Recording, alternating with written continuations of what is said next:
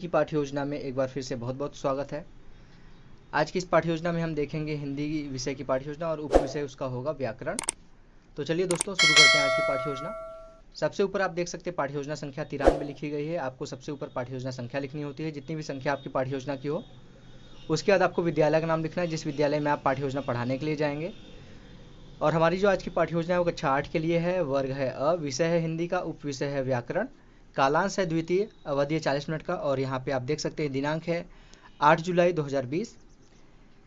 यहाँ पे दिनांक इसलिए लिखा जाता है जिससे आपका कोई फाइल चेक करता है फ्यूचर में, तो उसको ये पता चले कि आप किस डेट को लेसन प्लान पढ़ाने के लिए विद्यालय में किस क्लास में कब गए थे। उसके बाद आप देख सकते हैं हमारा आज का प्रकरण है विशेषण।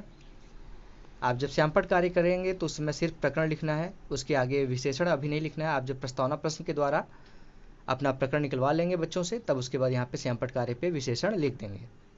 उसके बाद आप देख सकते हैं आता है हमारा हेडिंग सामान्य उद्देश्य। सामान्य उद्देश्य में आपके विषय और उप विषय को पढ़ाने से आपका उद्देश्य क्या है।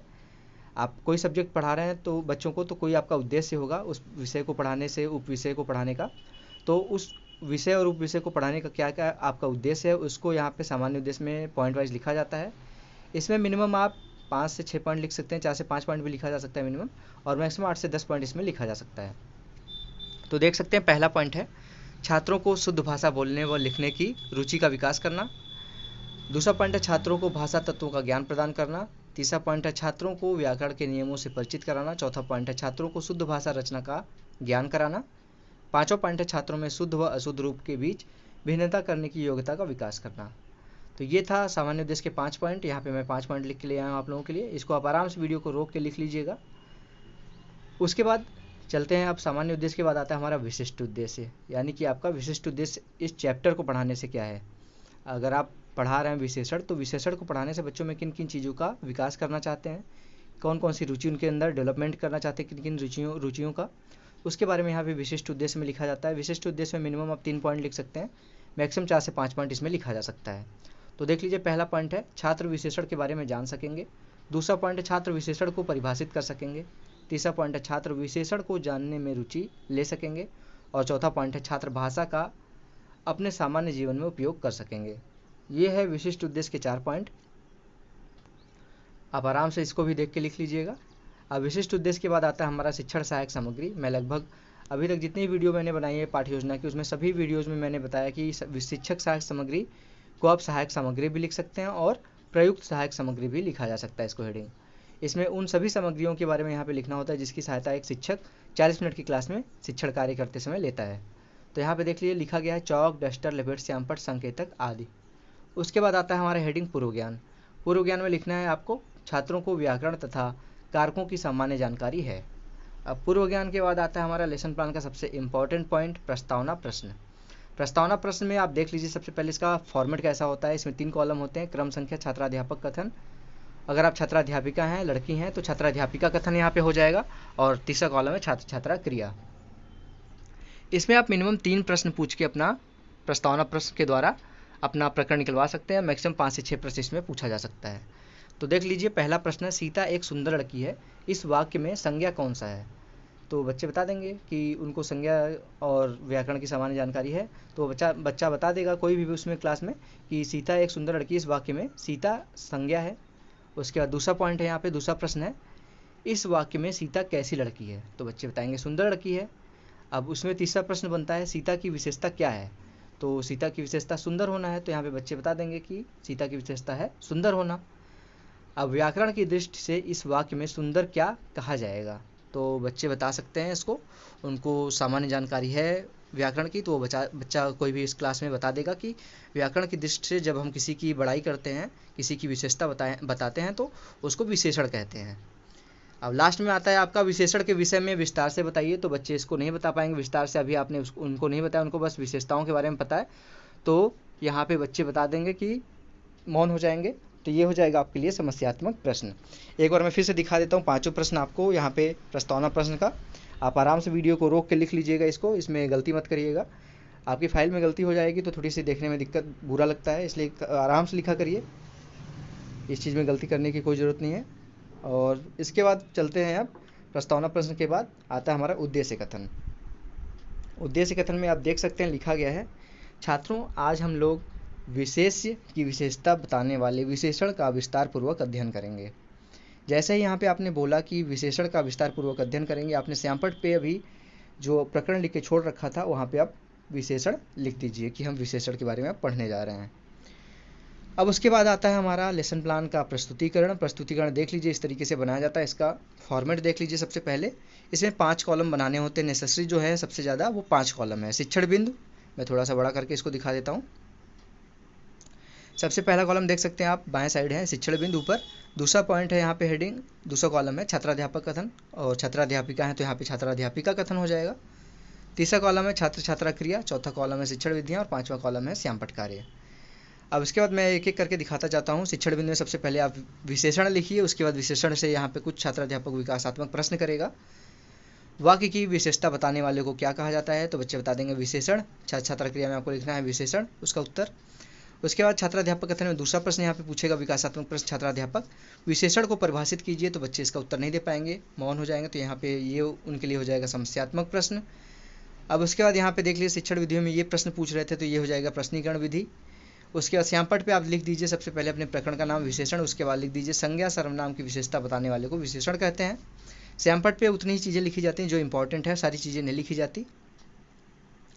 अब छात्राध्यापक कथन में आइए। यहाँ पे छात्राध्यापक, जब बच्चे उसका विशेषण को परिभाषित नहीं कर पाए तो छात्राध्यापक का काम है कि अब परिभाषा उनको बताए विशेषण की। यहाँ पे देख लीजिए छात्राध्यापक स्पष्टीकरण में लिखा गया है, संज्ञा और सर्वनाम की विशेषता बताने वाले शब्द को विशेषण कहते हैं। जैसे राम तेज दौड़ता है, जहाँ तेज दौड़ना विशेषण तथा राम विशेष्य है। ठीक, ये हो जाएगा। उसके बाद विशेषण के भेद आ जाएगा, यानी कि विशेषण के प्रकार इसको कह सकते हैं, शिक्षण बिंदु में लिख दीजिए। उसके बाद इसमें देख लीजिए लिखा गया है तीसरा प्रश्न, यहाँ पे विकासात्मक प्रश्न पूछा गया, विशेषण कितने प्रकार के होते हैं, तो बच्चे मौन हो जाएंगे। ये हो जाएगा उनके लिए समस्यात्मक प्रश्न, ये भी हो जाएगा प्रश्नीकरण विधि, देख लीजिए। और यहाँ पे विशेषण के श्यामपट्ट कार्य पे लिख देना आपको, विशेषण के 4 प्रकार के होते हैं विशेषण। उसके बाद यहाँ पे विशेषण के बारे में बताएगा छात्राध्यापक, स्पष्टीकरण करेगा। विशेषण 4 प्रकार के होते हैं सॉरी। पहला है गुणवाचक। इसमें देख लीजिए गुणवाचक विशेषण क्या होता है, जिन विशेषण शब्दों से संज्ञा तथा सर्वनाम के गुण तथा दोषों का बोध होता है उसे गुणवाचक विशेषण कहते हैं। दूसरा यहाँ पे परिमाणवाचक।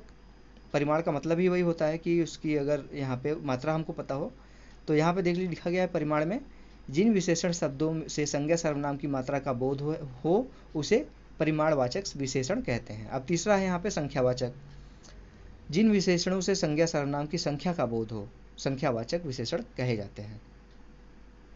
और चौथा यहाँ पे है सार्वनामिक विशेषण, जब कोई सर्वनाम संज्ञा शब्द के पहले आए तथा वह विशेषण की तरह संज्ञा की विशेषता बताए उसे सार्वनामिक विशेषण कहते हैं। अब इसके सामने देख लीजिए लिखा गया है, छात्र ध्यानपूर्वक सुनेंगे, ये आपको लिख देना है। उसके बाद ये जितनी भी चीज़ें आपने प्रश्नीकरण विधि की बात बताई है, विशेषण के प्रकार, वो सभी व्याख्यान विधि हो जाएंगे। अब यहाँ पे श्यामपट्ट कार्य पे आप 4 प्रकार बताए थे विशेषण के, उनके बारे में भी बता दीजिए। गुणवाचक, परिमाणवाचक, संख्यावाचक और सार्वनामिक, ये 4 तरीके के होते हैं। उसके बाद एक एक उदाहरण सबके बारे में बता दीजिए। जैसे अगर यहाँ पे आपका गुणवाचक है तो बगीचे में सुंदर फूल है, ये सुंदर उसका गुण है, तो ये हो जाएगा गुणवाचक विशेषण की उदाहरण। उसके बाद है दूसरा, दोनों भाइयों में बड़ा प्रेम है, तो यहाँ पे क्या बता रहा है, दोनों भाइयों में, यहाँ पे संख्या बता रहा है। ठीक, तो यहाँ पे हो जाएगा कि ये हो जाएगा आपका संख्यात्मक विशेषण। तीसरा है उसे 1 किलो चीनी दो, तो यहाँ पे मात्रा के बारे में बताया जा रहा है, तो ये हो जाएगा परिमाणवाचक। अब उसका चौथा है कौन छात्र मेरा काम करेगा, तो यहाँ पे कौन जो है वो यहाँ पे संज्ञा के लिए सर्वनाम है एक तरीके से कौन, तो ये संज्ञा के लिए विशेषण का काम कर रहा है, तो ये हो जाएगा सार्वनामिक विशेषण। इतना था पूरा आपका। एक बार फिर से देख लीजिए आप, यहाँ पे जितनी चीज़ें मैंने लिखी हैं, मेन होता है यहाँ पे छात्राध्यापक कथन, सबसे ज़्यादा चीज़ें इसी में लिखी जाती है, तो एक एक करके देख लीजिए। वीडियो को रोक के लिख लीजिएगा, मैं धीरे धीरे दिखा देता हूँ एक बार आपको पूरा, देख लीजिए। अब उसके बाद हम चलते हैं, प्रस्तुतिकरण के बाद आता है हमारा पुनरावृत्ति का प्रश्न। पुनरावृत्ति का प्रश्न यहाँ पे सभी को पता है कि बच्चों का ध्यान 40 मिनट की क्लास में इधर उधर ना भटके, इसलिए बीच बीच में कुछ प्रश्न पूछ लेना चाहिए शिक्षक को। तो यहाँ पे पुनरावृत्ति के प्रश्न में मिनिमम आप 1 से 2 प्रश्न पूछ सकते हैं और मैक्सिमम 3 से 4 प्रश्न पूछा जा सकता है। इसमें काफ़ी लोग कहते हैं कि प्रश्नों के साथ इनका उत्तर भी लिख देना चाहिए। तो यहाँ पे उत्तर इसलिए नहीं लिखा जाता कि अगर आप बच्चों को शुरुआत से ही प्रश्नों का आंसर बताना शुरू कर देंगे तो उनको आदत हो जाएगी प्रश्न न बताने की और टीचर से ही सारे आंसर को जानने की। इसलिए किसी न किसी तरीके से आप अपने इनोवेटिव तरीकों से बच्चों से ही उस अपने प्रश्नों का उत्तर निकलवाइए। तो यहाँ पे देख लीजिए, पहला प्रश्न है विशेषण के कितने प्रकार होते हैं और दूसरा प्रश्न है परिमाणवाचक विशेषण किसे कहते हैं। अब आता है मूल्यांकन का प्रश्न। मूल्यांकन के प्रश्न में यहाँ पे शिक्षक अपना मूल्यांकन करता है कि 40 मिनट की क्लास में उसने जो पढ़ाया वो बच्चों को देखें कितना समझ में आया है। तो इसमें भी आप मिनिमम 1 से 2 प्रश्न पूछ सकते हैं, मैक्सिमम 3 से 4 प्रश्न इसमें भी पूछा जा सकता है। तो पहला प्रश्न है सार्वनामिक विशेषण किसे कहते हैं और दूसरा प्रश्न है गुणवाचक विशेषण की व्याख्या कीजिए। अब लास्ट में आता है हमारा मूल्यांकन के बाद गृह कार्य। गृह कार्य को इंग्लिश में सभी लोग को पता है होमवर्क कहते हैं। इसमें कार्य दिया जाता है बच्चों को घर से करके लाने के लिए और बोला जाता है कि अपनी कॉपी में लिख के ले आइएगा, कल चेक होगा। और इसमें देख लीजिए लिखा गया है विशेषण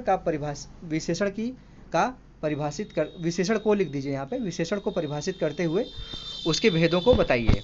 यहाँ पे का लिखा गया है, का को कर लीजिएगा, विशेषण को परिभाषित करते हुए उसके भेदों को बताइए, यानी कि उसको उसकी परिभाषा बतानी है विशेषण की और उसके जितने भी प्रकार हैं उसके बारे में बताना है।